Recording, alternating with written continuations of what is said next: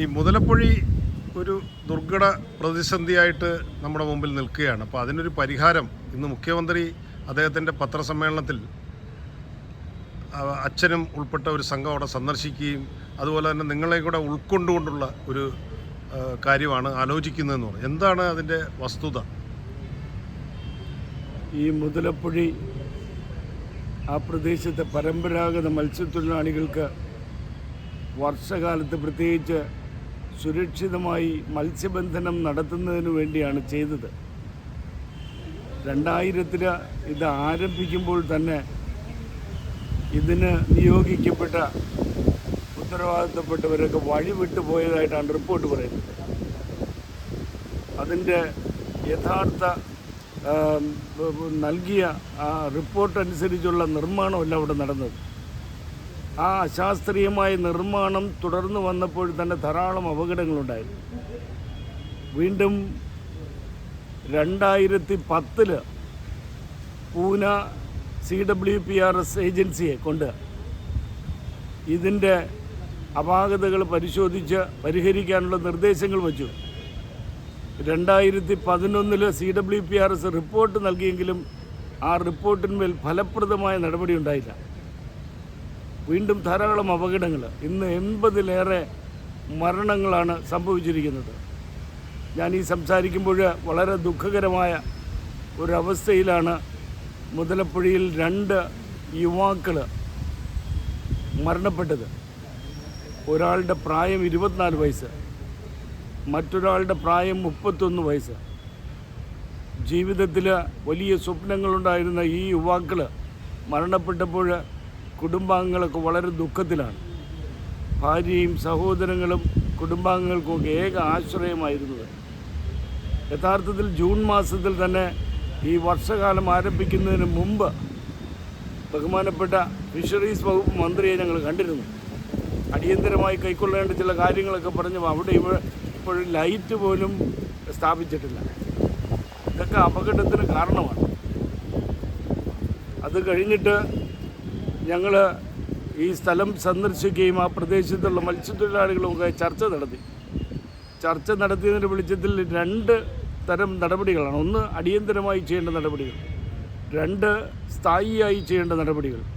ഈ സ്ഥായിയായി നടപടികൾ പറയുമ്പോൾ നമുക്കൊരു വലിയ ഹാർബർ എഞ്ചിനീയറിംഗ് ഡിപ്പാർട്ട്മെൻറ്റുണ്ട്. അവർ 2020 കേന്ദ്ര സർക്കാരിന് നൽകിയ ഇതിൻ്റെ നവീകരണത്തിന് വേണ്ടി നൽകിയ ഈ പദ്ധതി രേഖയിൽ പറഞ്ഞിരിക്കുന്ന 64 കോടി രൂപയാണ്.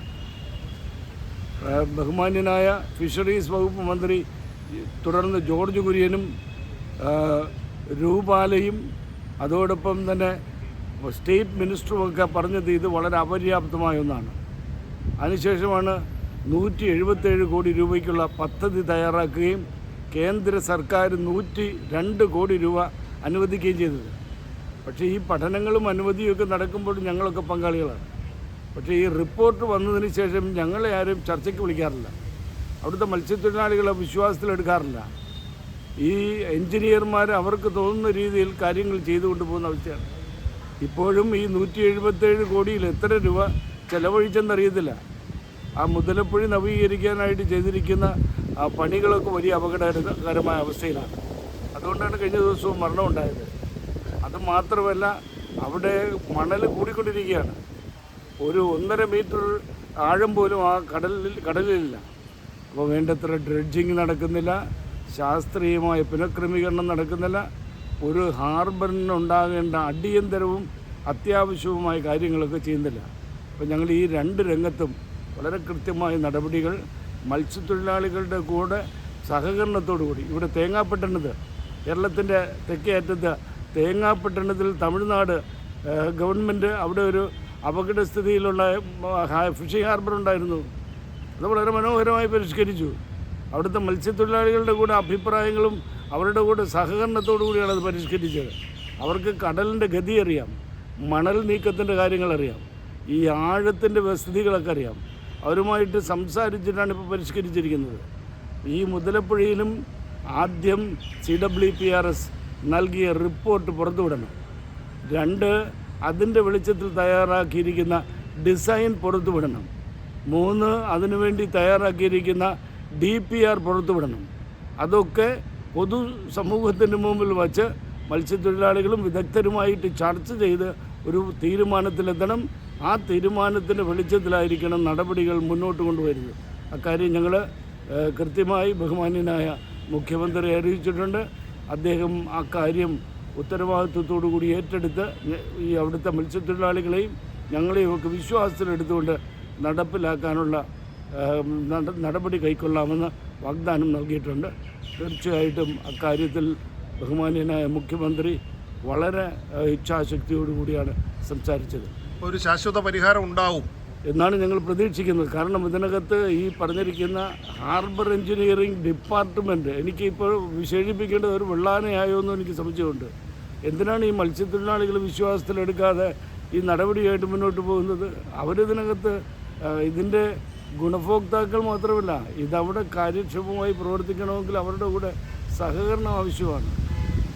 ഈ നമ്മുടെ വിഴിഞ്ഞം കണ്ടെയ്ൻമെൻറ്റ് ട്രാൻസ്ഷിപ്മെൻറ്റ് തുറമുഖം കരാറിൽ അവിടെ ഒരു ആധുനിക തുറമുഖം നിർമ്മിച്ച് നൽകാമെന്നുള്ളൊരു ഉറപ്പുണ്ടായിരുന്നു. അപ്പോൾ അതിനെക്കുറിച്ച് അവരാരും മിണ്ടുന്നില്ല. എന്താണത്? ആ പ്രദേശത്തിൻ്റെ പ്രശ്നമാണോ അതോ തീരമില്ലാത്തതാണോ? എന്താണ് അച്ഛൻ അതിനെക്കുറിച്ച് പറയാൻ? ഈ വാഗ്ദാനങ്ങളെല്ലാം വെറും മരീചിക പോലെ നിൽക്കുന്നൊരവസ്ഥയാണ് നമ്മൾ കാണുന്നത്. വാഗ്ദാനങ്ങൾ ധാരാളം നൽകുന്നുണ്ട്, പക്ഷേ ഈ വാഗ്ദാനങ്ങളൊന്നും ഫലപ്രദമായി നടപ്പിലാക്കുന്ന സ്ഥിതിയില്ല. ഞങ്ങളെന്ന് പറഞ്ഞു ഈ നിലവിലുള്ള ഫിഷിംഗ് ഹാർബറിൽ മണ്ണടിച്ചുകൊണ്ടിരിക്കുകയാണ്, അതിനകത്ത് കടലടിക്കുകയാണ്, അപകടങ്ങൾ ഉണ്ടായിക്കൊണ്ടിരിക്കുകയാണ്. അപ്പോൾ അത്തരം പ്രശ്നങ്ങൾ പരിഹരിക്കാൻ ഇനി ഈ അന്താരാഷ്ട്ര തുറമുഖ നിർമ്മാണത്തിൻ്റെ ഭാഗമായി ഈ കടലിലെ മണലൊഴുക്ക്, കടലിൻ്റെ ഗതി, അതുപോലുള്ള കാര്യങ്ങളിലൊക്കെ ധാരാളം വ്യത്യാസം ഉണ്ടായിട്ടുണ്ട്. അവിടെ വിസിലിൻ്റെ ഉദ്യോഗസ്ഥരൊക്കെ ഇരിപ്പുണ്ട്. അവരെന്തിനു വേണ്ടി ഇരിക്കുന്നതെന്ന് അറിയത്തില്ല.